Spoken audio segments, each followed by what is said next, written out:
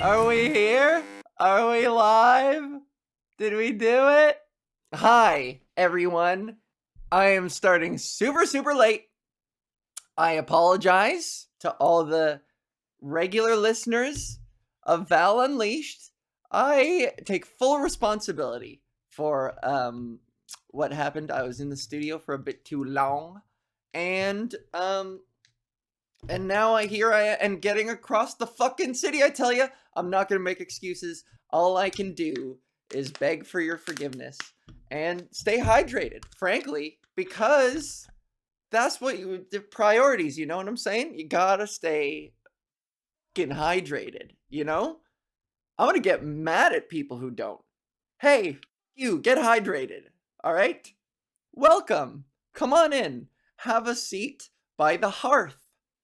Why not? Why don't you? If you have a hearth, somehow if you're on a desktop, bring your desktop to the hearth. Or if you're on a laptop, bring it to the hearth. Let's all join together by the hearth and have a good half hour of straight fire. I'm going to bring the zingers today to make up for the lapse in professionalism. I'll call it. So hello, greetings, salutations.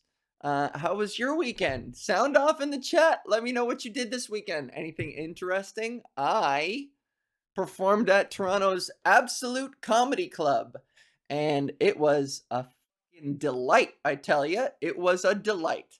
And I'll tell you something else.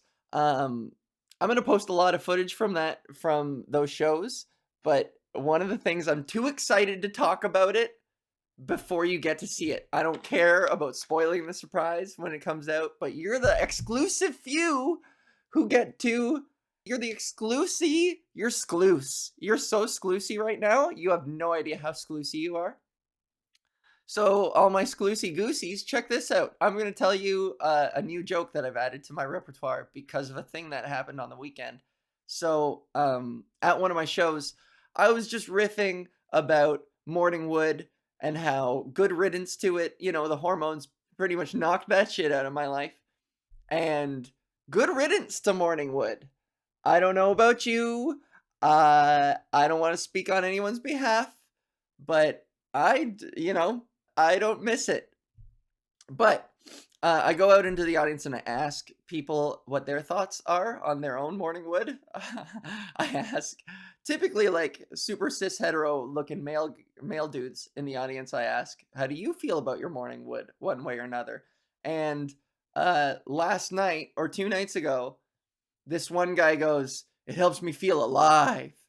And I thought that was hilarious. I was like, is that how you check your pulse? Is that how this guy checks his pulse? You have a perfectly good artery right here. And instead, this guy decides to look down. He wakes up in a cold sweat every morning and he's like, oh fuck. And looks down, sees that he's erect, and he's like, oh good, I'm alive.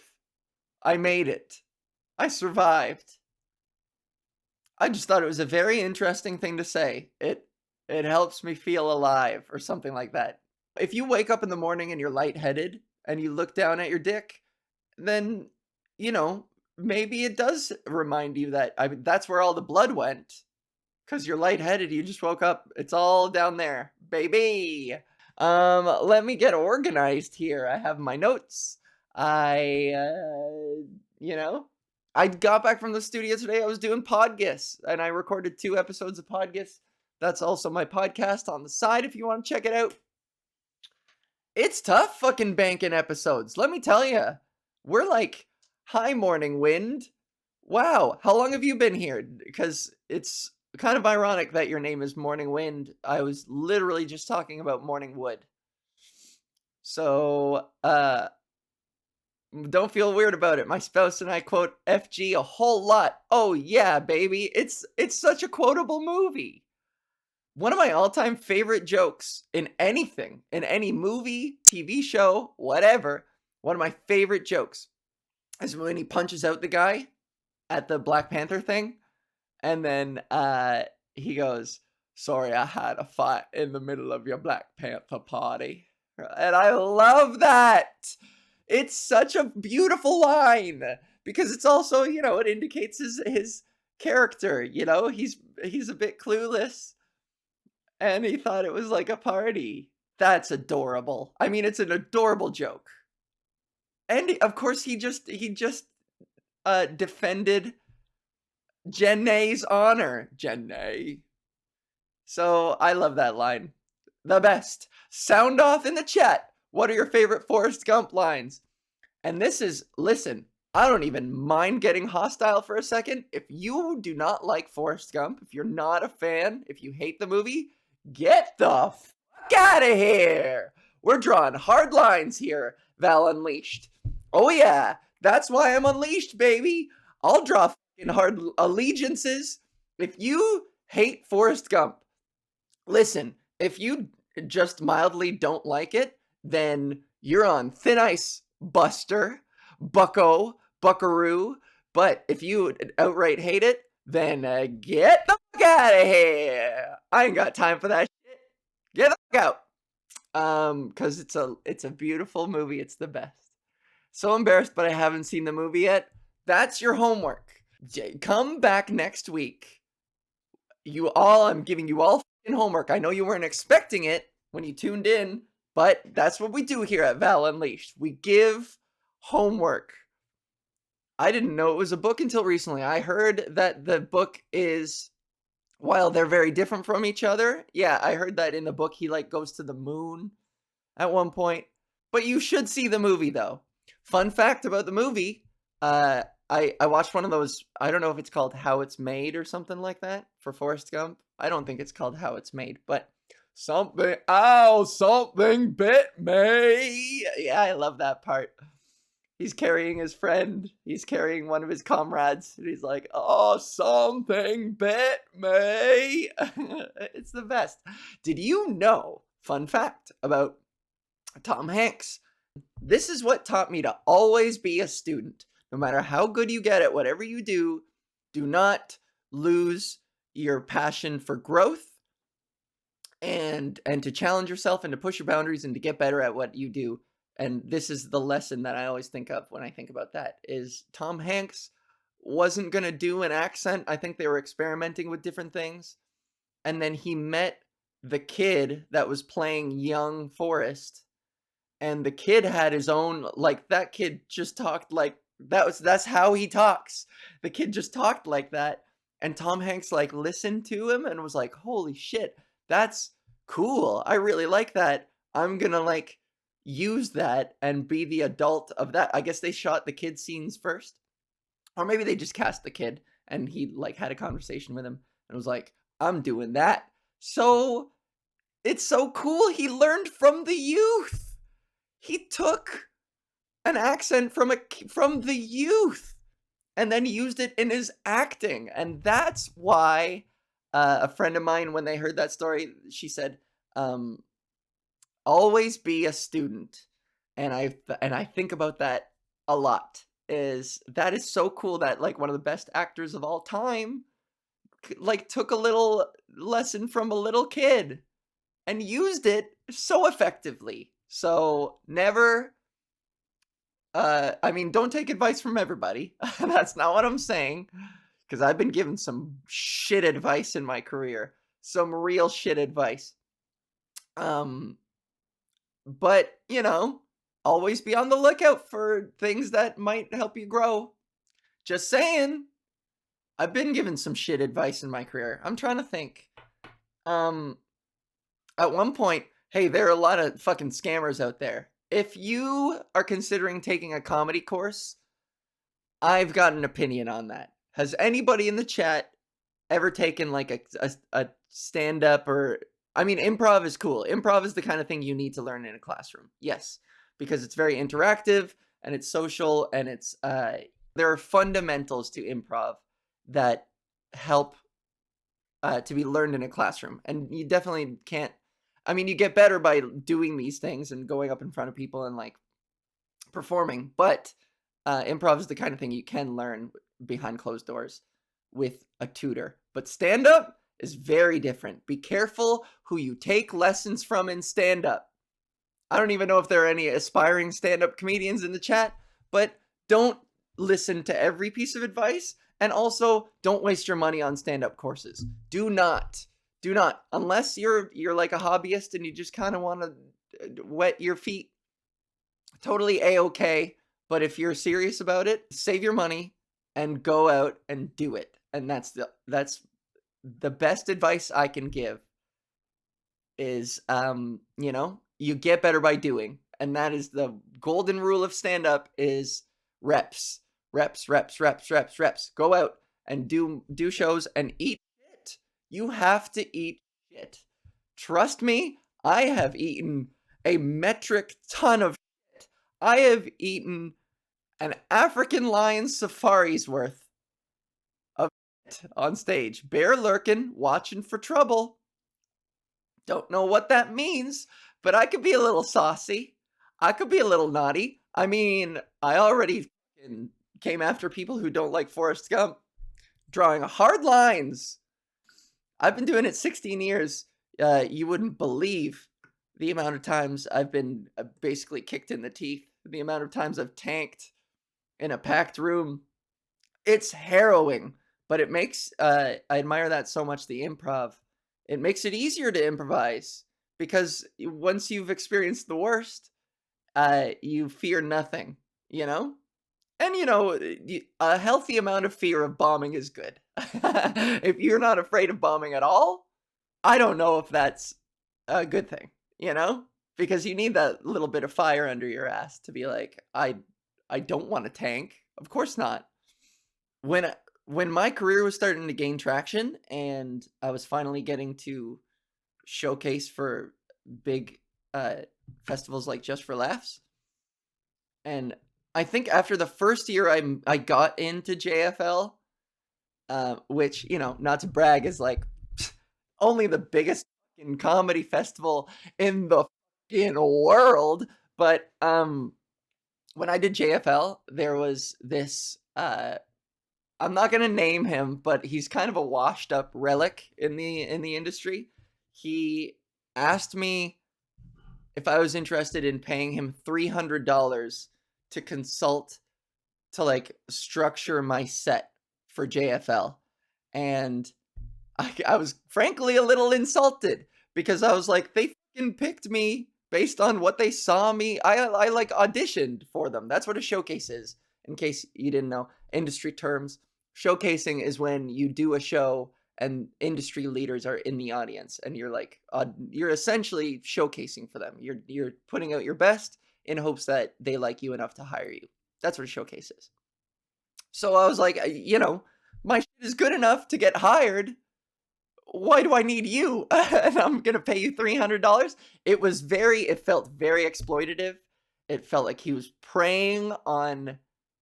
just, I don't know. That's some praying mantis shit. That's some shark shit. What does shark shit look like? Do your blahages poop?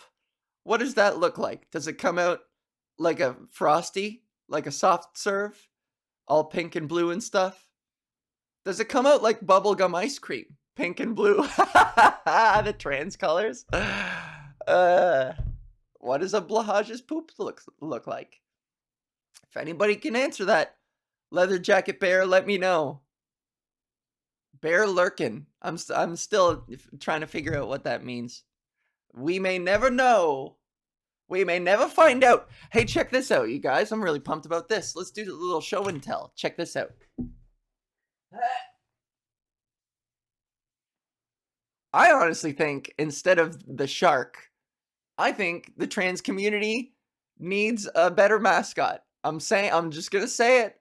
I think the shark is overdone. I mean, it is cute in some cases, but like, I don't know. I think nothing with gills.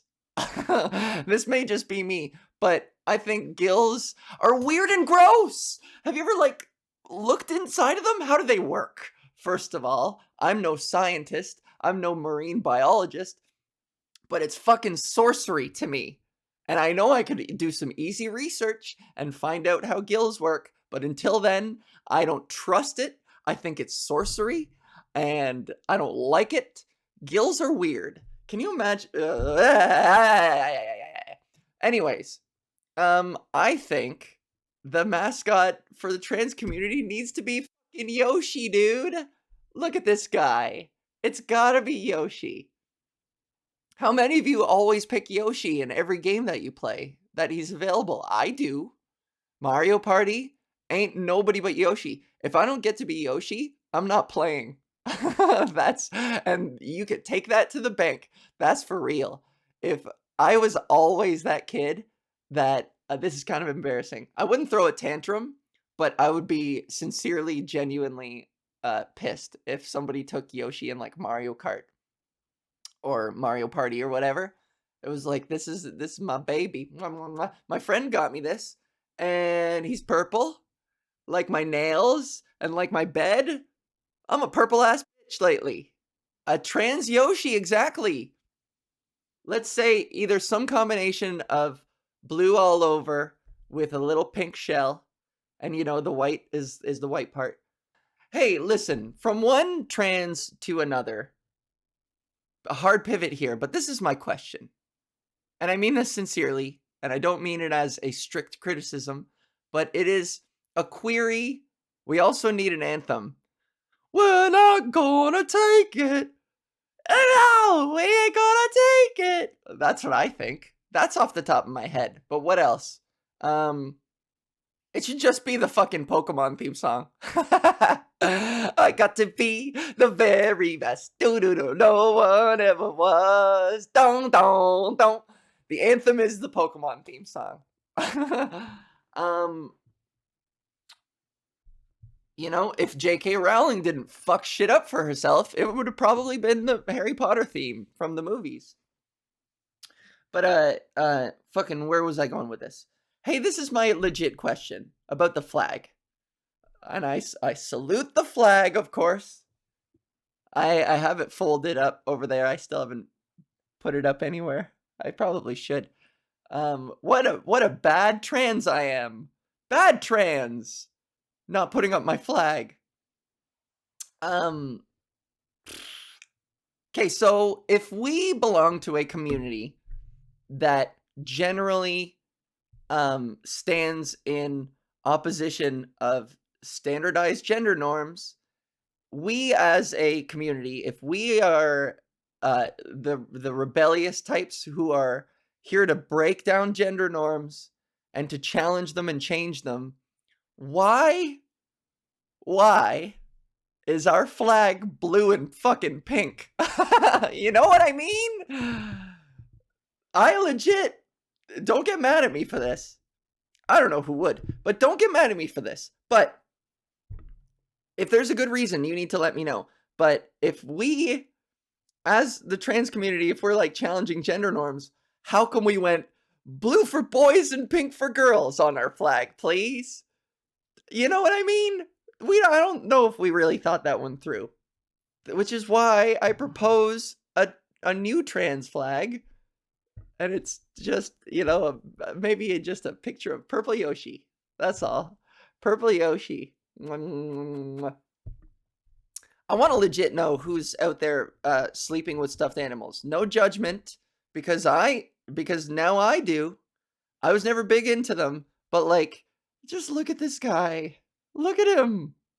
And it's so nice to have like just a little, you know. I love dogs, and I hug them and I kiss them. And until I get a dog, this will have to do. I don't know if it's pathetic. I don't give a flying rat's fuck about it. I fall asleep at night cuddling this little guy because it's cute and he's soft and it's nice with his big snout. Cutie pie. Mwah. Anyways, we are a judgment-free zone for anybody who sleeps with a stuffed animal. I'm not gonna fucking lie. I will defend your right to sleep with a stuffed animal. Fucking do it. It's a harsh world out there. Sometimes we have to simulate body contact until we get to enjoy the real deal. And this is nice and safe, you know? You would never lie to me, would you? You would never lie to me. All right, now it's getting weird. I only have a few minutes left. I keep I keep forgetting the thing I wanted to talk about. Ringling Brothers. All right, let's talk about this. Let's end on this. Um, I don't know if any trans femmes out there can relate to this, or I don't know if anybody who just uses makeup enjoys using makeup. Pff, I'm experimenting. I'm starting to get into lipstick stuff, lip stuff. I avoided it for a long time because, especially in the beginning when, I had some stubble, it like felt weird to me. The contrast, it's almost like it like accentuated. This is what I saw in my head. So I'm not saying this is the truth. This is, our we tell ourselves all kinds of shit, right? And and now at this point, like I'm very selective about my colors, but I will do my whole face, and I think I'll be like, "Oh, she cute. All right. She cute. Who dat?" And I'll be stoked. I'll be fucking stoked, bruh, about going out. And then I'll be like, "Let's try something on the lips." And then I'll put lipstick on, and immediately everything will change for the worse. And I'll be like, "Are the Ringling Brothers in town? Who is that fucking clown staring back at me in the mirror?" And I can't take it off. It's on now. You know what I mean? So lipstick it's a very precarious game. I do get this. I started with nude colors because I was scared. See? I totally relate to that. Safe play. Um but yeah, as soon as I got into like dramatic colors are a risk. It's risky biz.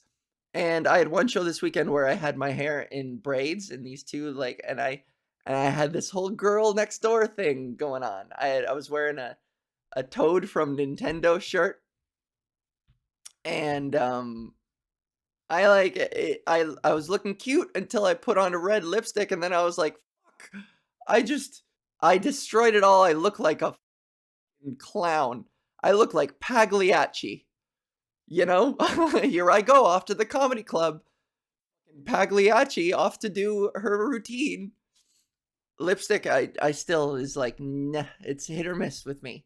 But I think I found a shade I like. It's just a matter of location, location, location, I guess. I don't know. The rest of your wardrobe has to make sense for it. See?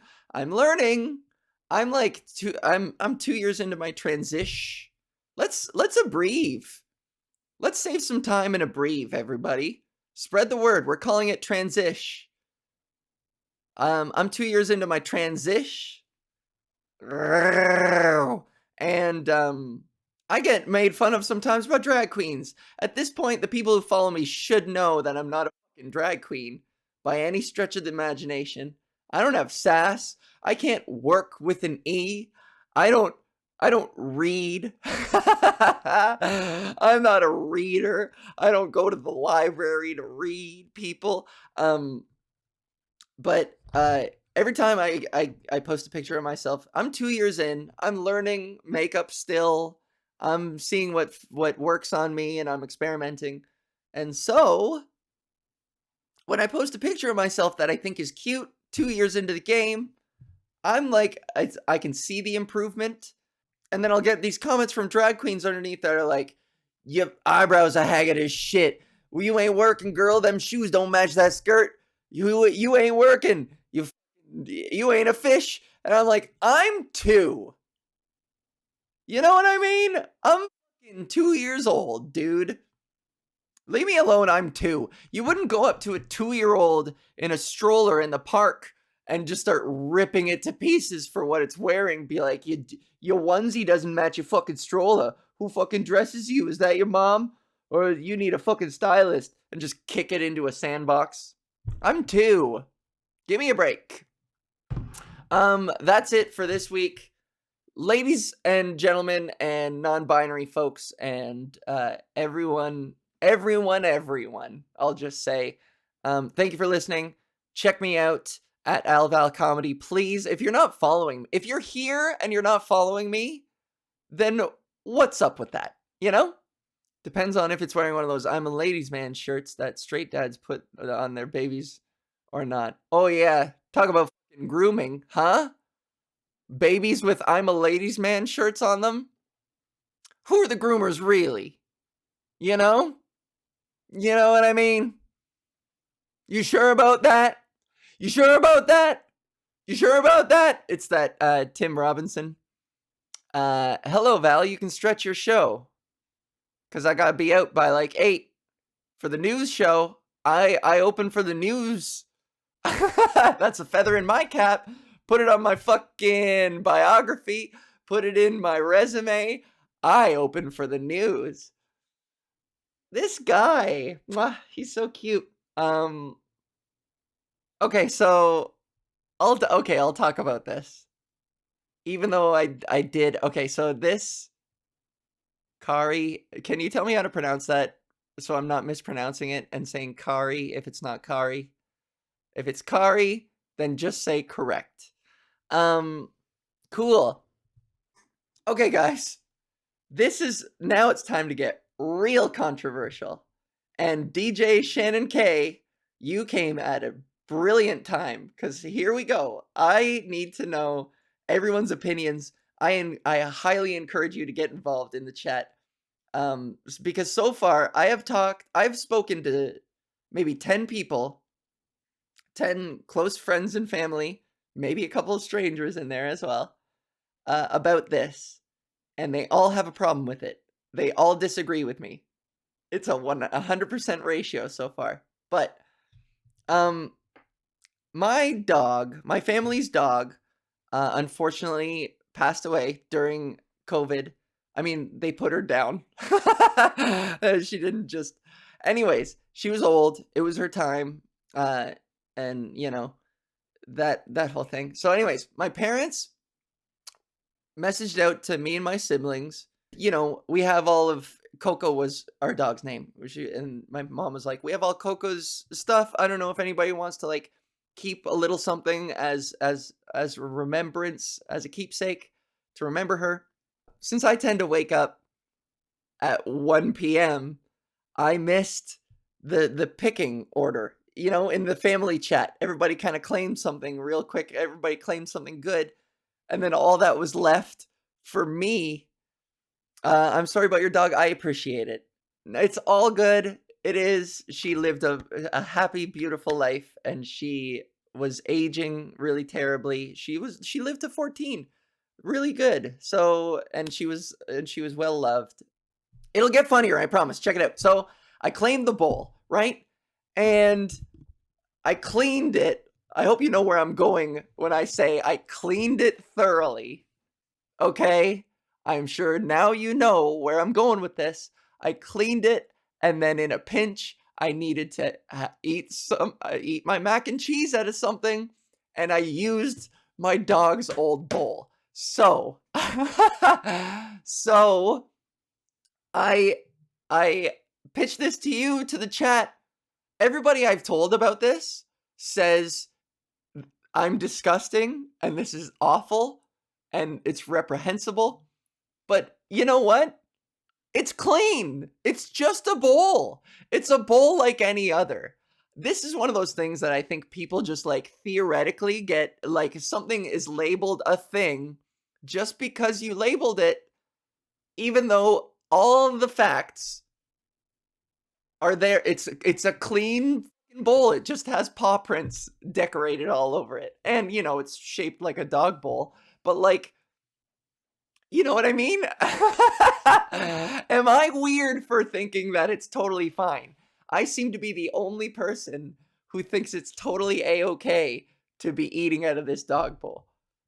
It's fine, I cleaned it. Okay, good. See, I needed to feel vindicated about this. I needed one or two people to have my back on this. Anyways, I don't know where the bowl is now. We moved, and I know, and I think maybe, I don't know, my roommate, like, threw it out behind my back because he couldn't stand even the sight of me eating cereal out of a dog bowl. And I ate it like a human, okay? I'm not a total monster. I ate it with dignity, with utensils. I didn't just shove my face into a dog bowl. I didn't eat out of it like a dog would, okay? I don't know if this is like mildly kinky for some of you. It's not. I don't mean it in a sexual way at all. I need you to know this. You went there, you gross pervs, thinking about sex, you polyamorous pervs. I went on a date with somebody last week who was polyam, and the shitty thing is he told me, like, at the very end, after we made out, and it was like, I wish you could have, I don't know, brought this to my attention a little sooner. The bigger question is, did you push the bowl across the room, licking it clean? Yeah, with my butt way high up in the air. It was humiliating. It was so dehumanizing. Listen, polyamorous people, if you're polyamorous in the chat, good for you. Yeah, some of us out here are trying to find one person that they're compatible with who doesn't fucking creep them out. And I'm super flighty. I recognize that. I get turned off very easily. It's a terrible thing. But poly people, stop hogging people. I mean, I guess you're doing the opposite. You're sharing.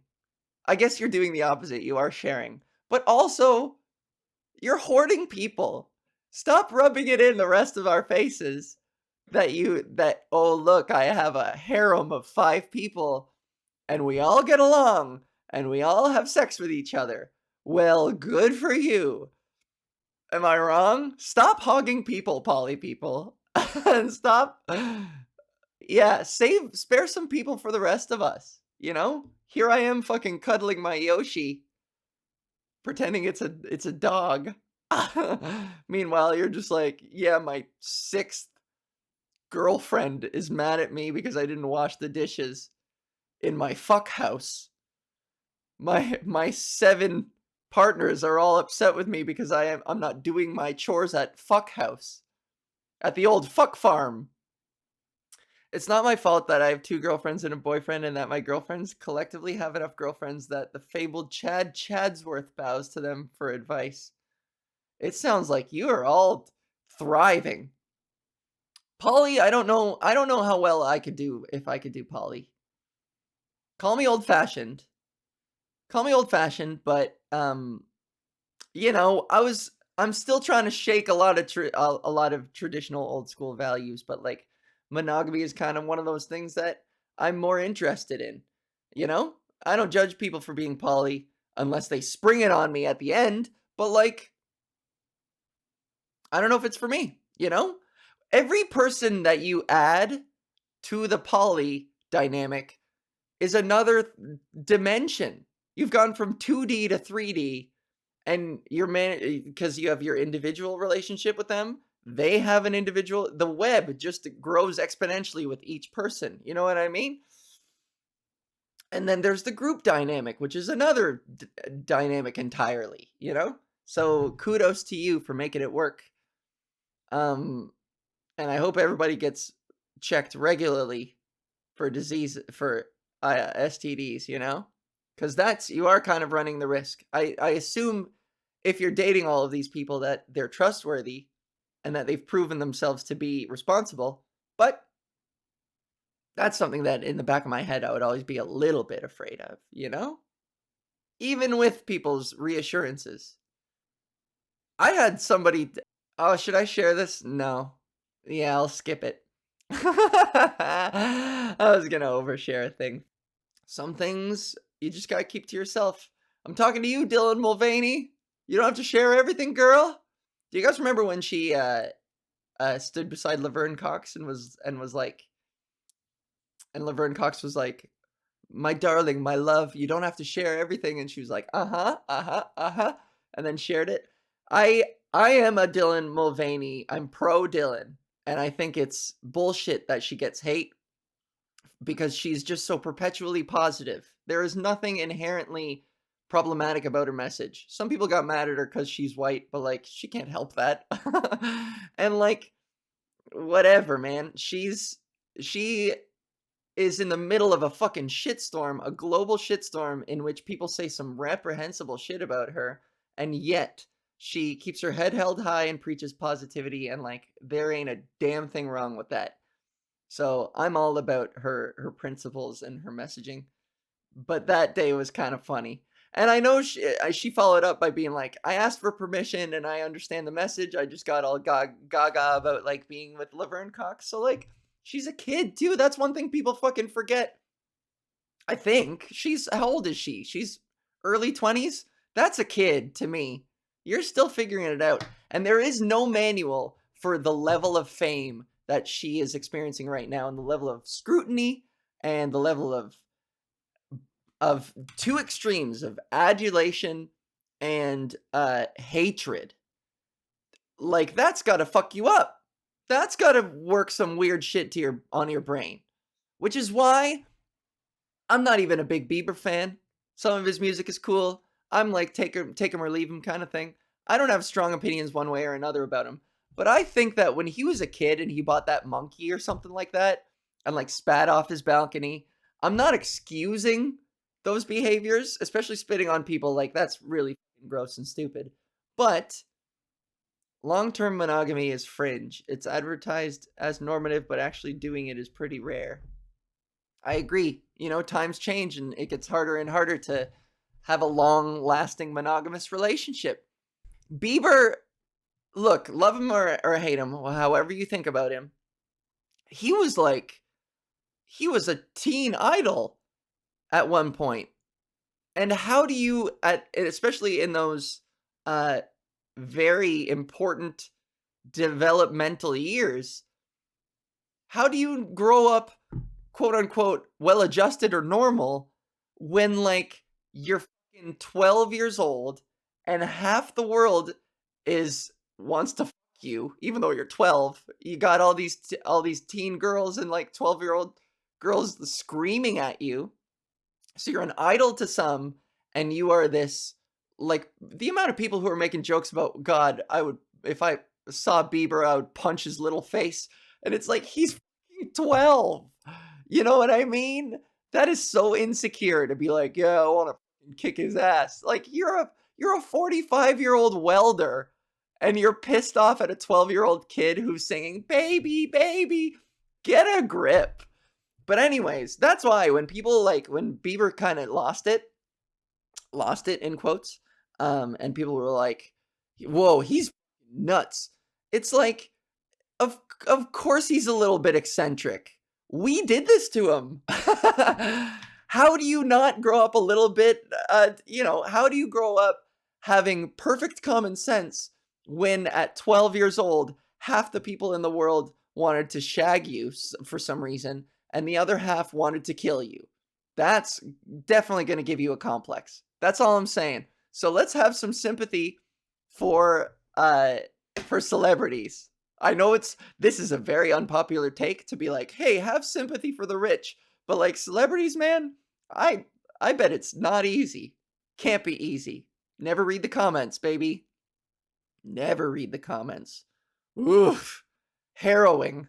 Um I'm going to call it here. I don't want to eat too much into the news. I'm sure some of you tuned in for the news and you're like, "What the is this Axl Rose looking motherfucker doing on my screen?"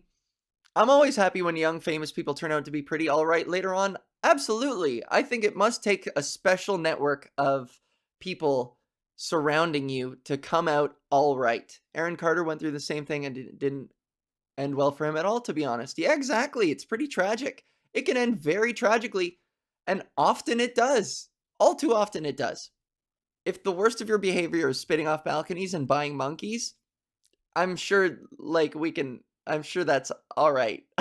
Sort of. Unless you're the one who has loogie on in your hair because you stood under the wrong balcony that day. Just, live with empathy, live with an understanding. I'm enjoying hearing you shoot. It's been chill. Oh, good. Yeah, that's the vibe around here.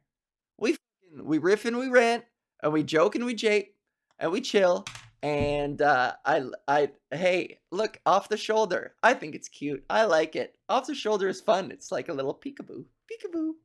It's cute. I'm a fan of off the shoulder. It makes me feel a little sassy, but not too much. Thank you for your thoughts, Val. It's been fun. Okay, you guys rule. Thank you for tuning in. Check me out. Check out my podcast, Podgis, Podgis. It's on YouTube. New episodes every Tuesday. Follow me on all my socials, Alval Comedy. And cutie pies, just have a good week, why don't you? Okay? So you do you, and I'll do me, and kisses, love, and we'll see you next week. Thanks for tuning in. Sorry I was late. Mwah. Bye.